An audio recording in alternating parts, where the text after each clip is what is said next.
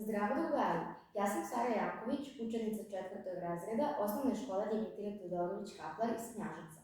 Danas ćemo na času matematike raditi razlike.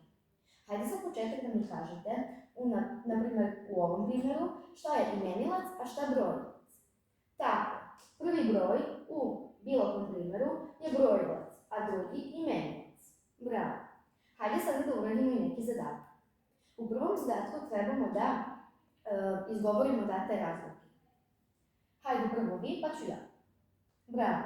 1/4, zatim 5/9, 6/8, 5/7 i 3/8. Bravo, drugari. Hajde sada da uradimo i drugi zadatak. U drugom zadatku trebamo da napišemo rješenja ovih primjera.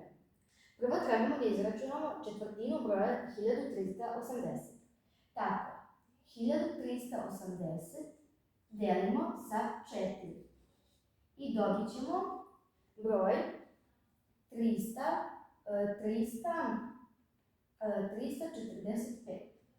Hajde sada da uradimo i drugi primjer. 2/4 broja 400. Tako, prvo u zagradi trebamo 400 da podelimo sa 4, a zatim da pomnožimo sa 2. Tako, 400 podeljeno sa 4 je 100, to je 100 puta 2, a 100 puta 2 je 200. Zatim sledeći primjer, 3/8 broja 1600. Tako, kao i u drugom primjeru, broj 1600 delimo sa brojem 8, a zatim množimo brojem 3.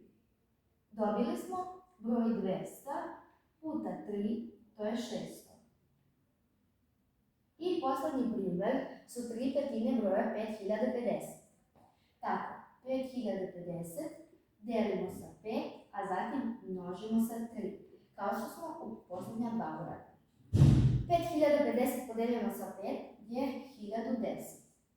1010 množimo zatim sa 3 i dobijemo 3030. Tako je, drugari, sve ste znali, a mi se vidimo na nekom drugom času. Doviđenja!